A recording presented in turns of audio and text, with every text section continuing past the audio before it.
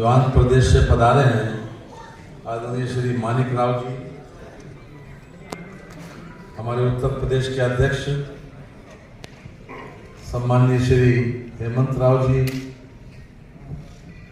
और इस कार्यक्रम के मुख्य आकर्षण श्री रजनीकांत माहेश्वरी जी, जिन्होंने पूरी महफिल जोड़ के अपने विचार,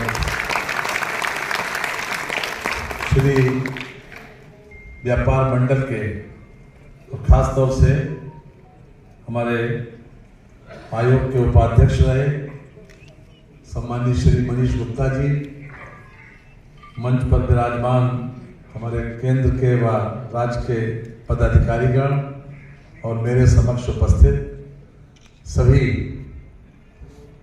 सम्मानित बहनों और भाइयों। खुशियां बांटने वाला है, भला ही सोचने वाला है, दूसरों का भला सोचकर ही आपका भला हो सकता है। इसके लिए जोरदार तालियां इसके लिए बजना चाहिए कि जो हर तरह से समाज को खुश देखना चाहता है, समाज में खुशी देखना चाहता है, खुशी का वातावरण की कल्पना करता है और उन खुशियों में ही सहभागी बनके अपना पालन पोषण भी करता है और तमाम खुशियां उसी आधार के ऊपर अपनी खुशी मनाता है। ये सबसे बड़ी बात यही है। मैं भी कह रहा था मनीष जी से, ये तो इसका इतिहास तो माननीय रजनीकांत जी ने बता दिया आपको, लेकिन वास्तव में ये ईसा से 2 शताब्दी पूर्व चाइना में इसका आविर्भाव हुआ था और धीरे धीरे यूरोप में और उसके बाद अमेरिका में और उसके बाद भारतवर्ष में हर खुशी को बांटने के लिए ये आतिशबाजी का चलन हुआ।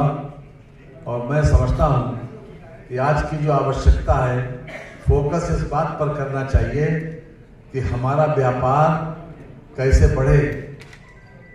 चाइना का बहुत सस्ता पटाखा मार्केट में आता है, वो न तो उतनी रोशनी देता है और न वैसा उसमें पटाखे की आवाज़ होती है। इसका विकल्प आप लोगों को सोचना है। हर क्षेत्र में इनोवेशंस हो रहे हैं, हर क्षेत्र में नए आविष्कार हो रहे हैं। आवश्यकता इस बात की है कि जो हमारा एनजीटी समय समय के ऊपर धुएं के ऊपर पाबंदी लगाने के लिए तरह तरह के आदेश करते हैं। इसलिए आवश्यकता इस बात की है कि इस पर ऐसा आविष्कार हो कि धुआं कम से कम हो, केवल रोशनी हो। और ऐसा नहीं है कि ये संभव नहीं हो सकता। हमने बड़े से बड़े आविष्कार करके चीज़ों को बदला भी है और उसको मॉडर्नाइज भी किया है। तो एक तरफ हमारी चुनौती चाइना है, हमारे बहुत से व्यापार को चाइना ने प्रभावित किया और इस व्यापार को भी चाइना प्रभावित कर रहा है। आपके अनार और आपकी फिरकी का कोई मुकाबला नहीं। किसी जो भारतीय फिरकी या भारतीय अनार का न तो प्रदेश में और न देश में उसका कोई मुकाबला नहीं, लेकिन चाइना का पटाखा जो कि कंपैरेटिवली सस्ता पड़ता है, इसलिए लोग उसको प्रीफर करते हैं।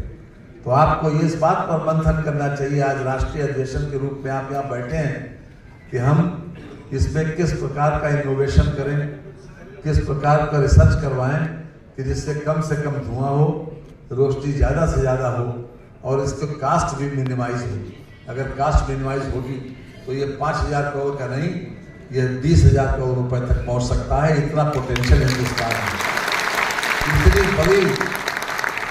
इतनी बड़ी कंज्यूमिंग मार्केट है ही नहीं कहीं जितना हिंदुस्तान की। आज दुनिया का सबसे बड़ा लोकतांत्रिक देश है और दुनिया का सबसे बड़ा आबादी वाला देश है।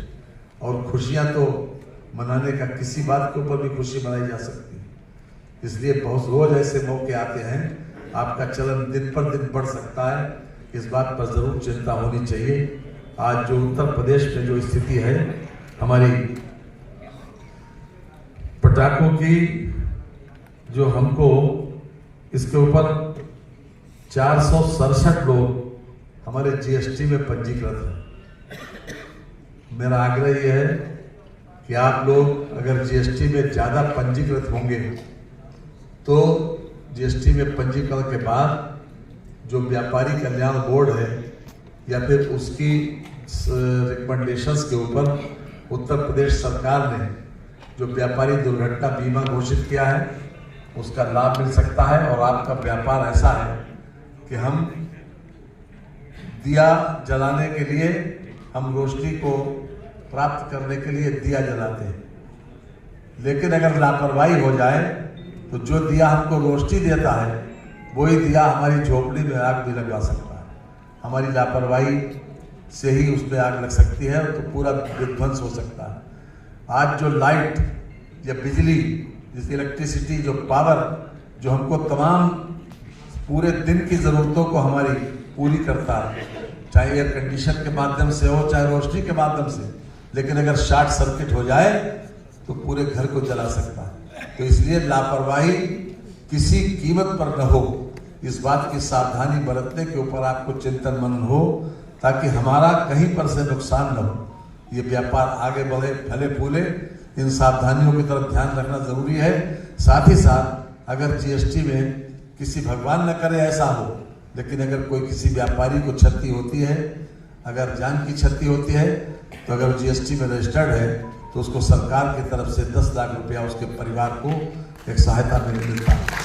इसलिए जितने लोग भी इसमें रजिस्टर्ड हैं उन लोगों को चाहिए कि बाकी लोगों को वो इस बात के लिए प्रेरित करें कि वो भी लोग जीएसटी में पंजीकरण कराएं, ताकि आप सरकार में जो अभी तक आपका रेवेन्यू हमारा 18% जीएसटी है, जिसमें सीएसजीटी का 9% है, अर्थात केंद्र का 9% तो केंद्र पर 9% राज्य को मिलता है। इसमें वर्ष 2023-24 का जो हमारा SGST का कलेक्शन है वो 8 करोड़ 91 लाख है मात्र। बहुत बड़ा व्यापार है। उत्तर प्रदेश भी बहुत बड़ी कंज्यूमिंग मार्केट है, जहां हर रोज कोई न कोई फंक्शन, कोई न कोई कार्यक्रम किसी न किसी रूप में खुशी का होता है।